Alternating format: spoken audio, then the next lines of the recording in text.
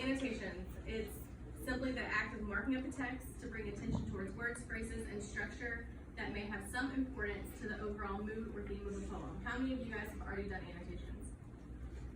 Awesome. Does anybody not like it? Why? Anybody? You?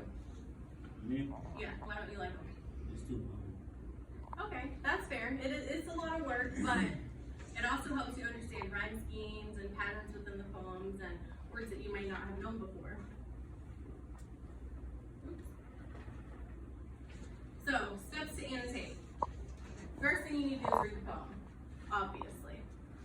So, anything that you have concerns about, any words that you don't know or anything like that, circle them, write questions on your paper so you can go back through and answer your own questions. You can look up the definition of the word that you may not know.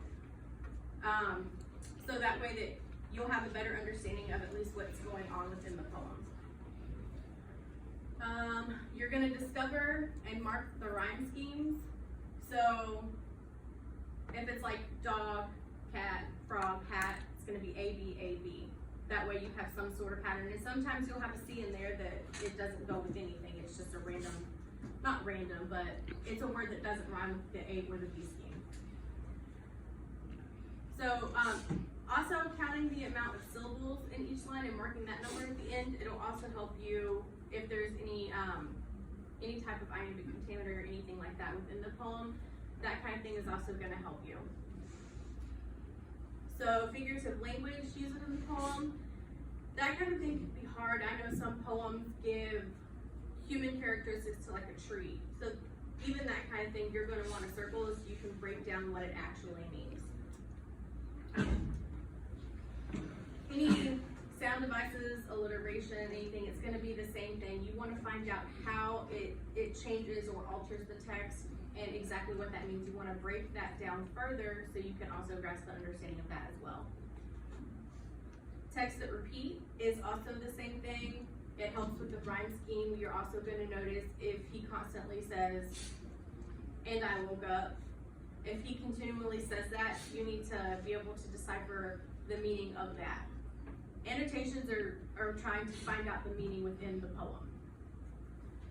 So again, any words that might be important, that you might think they're important or anything like that, you're going to want to circle those, underline it however you decide to do it. But it's going to help you with patterns.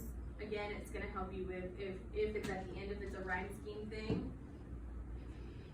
And then reread the poem, go back through it, go back through the annotation process so you can see if there's anything that you missed, because it's important to make sure that you have everything that you need. You need to make sure if there's any word that you missed that you don't know, you circle it, you underline it, you highlight it. Any rhyme scheme that you may have thought rhymed but didn't, go back through and make sure you correct those as well. So questions that you're going to want to answer at the end, you want to make sure you know the theme of the poem. The theme is very important. It's something that you're going to need to know for basically any reading that you do is what the theme is. The kinds of strategies that the author used, what kind of rhyme scheme, was there any kind of pentameter or anything like that. The mood of the poem, what kind of feeling would you get from the poem? How do you think the author felt when he was writing the poem? I mean, it's the mood. So what kind of strategies does the author use to make the mood clear? Is there anything that he does or consistently does throughout the poem that you notice affects the mood or continually pushes forward with that mood that he's already set in the poem? Figurative language, how does it affect the poem as a whole? With that being said, think about any kind of like Edgar Allan Poe poem. What does he say throughout to make it seem either dreary or dark or cynical or anything like that? You're going to want to be able to decipher the poem to find out the language within it that affects it. Punctuation, number of syllables, rhyme scheme, how does that also impact the poem? How does it break down the poem? How does it give you a better understanding of what the author's trying to say? That kind of thing is very important if you want to understand the poem in its entirety.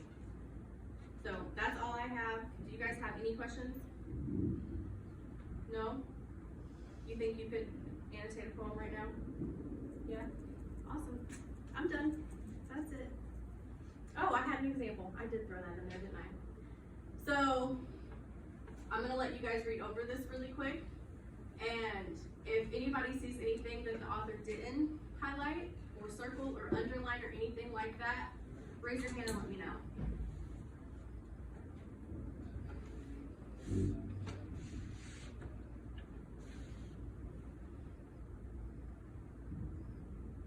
In the first line, does everybody know what that first circle word is? Does everybody know what that means? Okay, what about the next circle word, wires? If hair be wires, what does that mean? Can anybody tell me what that means?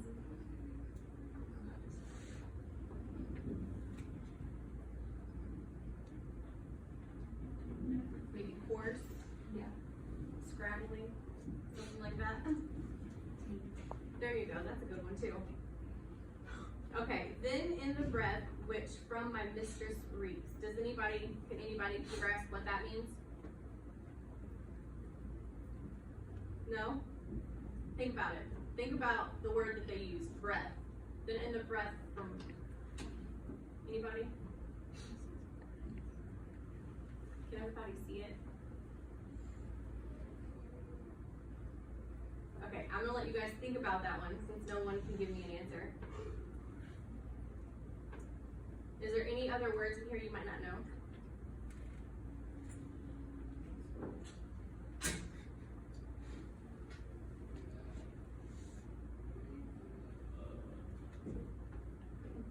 Everybody good? Yeah. Alright, so this is a good example. It's also William Shakespeare, which is, they can be difficult to annotate because of the vocabulary that they use. Some of the language that they use is difficult. But this is a good one to use, so if anybody has any questions, Can I answer the phone? if not, we're all good.